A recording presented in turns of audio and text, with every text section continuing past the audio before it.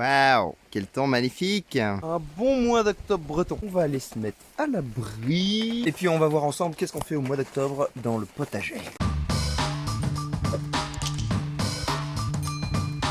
Pour commencer, on va finir les récoltes de culture d'été, à savoir les poivrons, les piments, les aubergines, ou alors par exemple ici il y a encore des haricots. Bon, il n'y en a pas beaucoup, alors je vais faire le choix de les laisser sur pied, de les faire sécher et puis de récolter les graines pour l'année prochaine. Vous pouvez aussi récolter les tomates. Personnellement, je fais le choix de les laisser encore jusqu'à la fin du mois pour essayer de les faire rougir et de les récolter. Fin du mois d'octobre, j'enlève tout parce que je veux faire de la place pour d'autres cultures. Autre chose aussi à récolter au mois d'octobre, ce sont toutes les courges, courgettes, si vous en avez encore. Ici c'est mort, hein. De toute façon on a vu qu'avec la saison là c'est mort ici. Les courges, pour les récolter, vous attendez que votre pied soit bien fané, voire limite mort complet. Ça permettra une meilleure conservation de vos courges. Donc on va récolter petits marrons, petits ronds, courges, blablabla, longenis, il y en a des tas. Attendez que le pied meure, vous les récoltez, vous les stockez dans un endroit sec et tempéré pour que ça passe l'hiver tranquille. Vous avez aussi les carottes que l'on peut récolter et tout ce qui est pané. Alors un petit truc, vous pouvez faire le choix de tous les récolter, les transformer et les conserver. Ici pour les conserver, on les laisse en terre,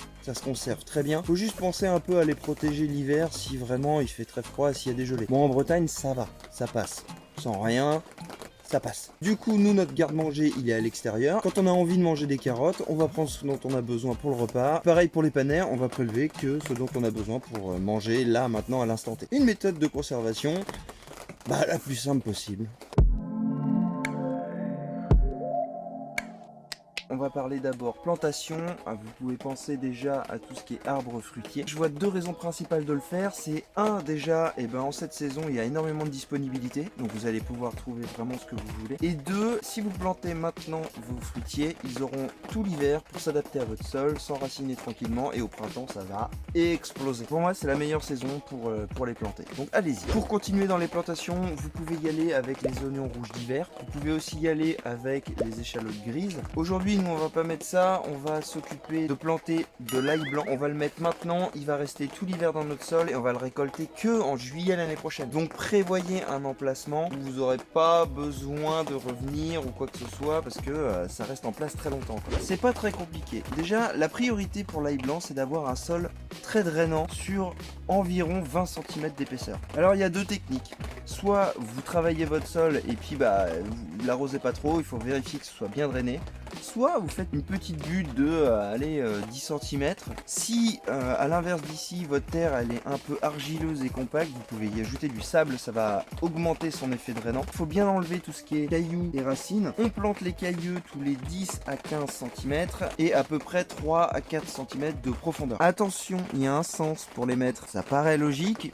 Mais dans le doute, on met toujours la pointe vers le haut. Une fois que ça c'est fait, on rebouche tranquillement, on tasse légèrement et on n'arrose pas. Nope. Ok? Votre travail va rester en place tout l'hiver, tout le printemps. On récoltera au mois de juillet en t-shirt, sandalettes, pépère. Ensuite pour les semis, vous pouvez y aller avec des carottes, il y a aussi de la salade genre laitue précoce.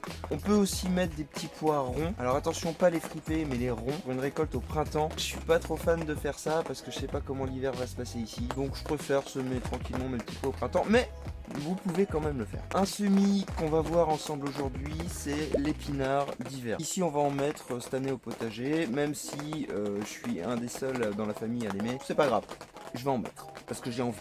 La variété que je vais mettre, c'est une variété qui est très connue, c'est les géants d'hiver. C'est une variété qui est très rustique, qui peut résister à moins 10 degrés. Donc dans des climats comme Bretagne, etc., il n'y a aucun souci, il n'y a pas besoin de les protéger du tout. Si chez vous, c'est un climat beaucoup plus rigoureux qu'ici, genre il fait moins 50, ah bah là, moins 50, faut protéger, ça passe pas, Non, non, c'est moins 10 max. Alors moins 11, peut-être ça passe, mais moins 50, les gars, on protège.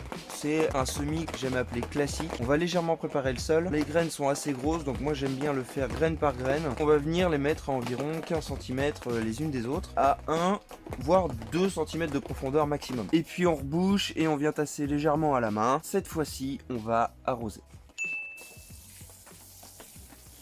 Maintenant, on va voir ensemble tous les petits travaux qu'il y a à effectuer dans notre beau potager.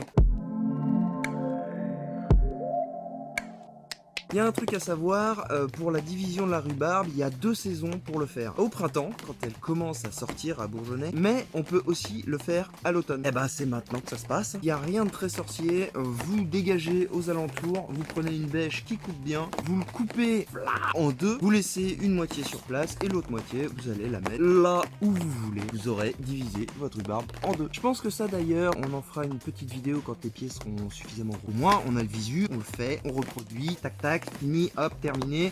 Merci, c'est pesé. Bon, le mois d'octobre, on va pas se mentir, c'est un peu une période de transition entre l'été et l'hiver, donc on va en profiter aussi pour mettre en place toute notre structure de protection pour l'hiver. Il y a plein de choses qui existent, des voiles d'hivernage, des châssis, des cloches, des choses, des machins, plein de trucs. D'ailleurs, à ce sujet-là, très prochainement, on va se faire une petite vidéo ensemble sur la fabrication de protection hivernale pas chère, sans plastique, durable dans le temps, c'est pas compliqué. Dès que la vidéo est tournée, montée, etc., je la publie, vous trouverez un lien ici en haut et évidemment dans la description. Donc, vous mettez en place vos protections pour l'hiver. Et surtout, au mois d'octobre, c'est là où on va commencer à préparer le potager pour l'année prochaine. Alors ouais, je sais, l'année prochaine, c'est grave loin. C'est maintenant qu'on prépare la fertilité de notre sol pour les légumes de l'année prochaine. Alors, il y en a certains, mois d'octobre, moi le potager c'est l'été parce qu'il fait beau, etc. Puis quand il pleut, machin, quand il commence à faire froid, je vais pas dehors parce que ça m'emmerde. Je le comprends très bien, hein, j'ai fait la même chose la première année. Mais, quand j'ai voulu recommencer mon potager au printemps, eh ben mon sol était pas aussi riche que ce qu'il aurait pu être si j'en avais un minimum pris soin en automne. Pour préparer votre sol, déjà on va pouvoir le préparer au niveau de sa texture, de sa matière. Si vous avez un sol plutôt argileux, rajoutez un peu de sable, il faut l'aérer ce sol. Du BRF aussi, mélangé dans votre sol, c'est super. On va venir aussi amender, ça peut être du fumier de poule, ça peut être de la paille, il y a plein de choses. Ici ce que je fais, c'est que j'enlève toutes les anciennes cultures, je les hache grossièrement à la main, je les étale sur le sol et par-dessus je viens mettre un couvert de feuilles mortes. Actuellement, ça tombe de partout, il n'y a qu'à se pencher pour les ramasser. En plus, c'est une très très bonne raison pour faire de l'esclavage avec ses enfants. What? Do it! Just do it! Tout ça, ça va se décomposer, ça va faire un humus en surface et nos légumes pourront s'éclater et auront vraiment un sol nourri et enrichi. Il y a aussi une autre technique pour protéger vos sols, on va dire nus en hiver, c'est de semer de l'engrais vert. Il y a les engrais verts de printemps, qui vont être par exemple le lin bleu, et il y a les engrais verts d'automne, la févrole. On va pouvoir mettre aussi du seigle ou alors de la veste. J'avoue, je sais pas ce que c'est, mais on peut mettre ça. Bon, une petite recherche sur internet et on trouve. Ceux-là vont pousser, faire un couvert végétal tout l'hiver sur votre sol, et au printemps, on fauche, ça va pourrir, nourrir notre sol et le système racinaire va en plus... Ah zut, j'avais le mot, je l'ai perdu là. Ah oui, améliorer la structure du sol. Voilà, on couvre les sols, on les prépare pour l'année prochaine. Maintenant, on va passer à la rubrique petits trucs et astuces à savoir pour le mois d'octobre.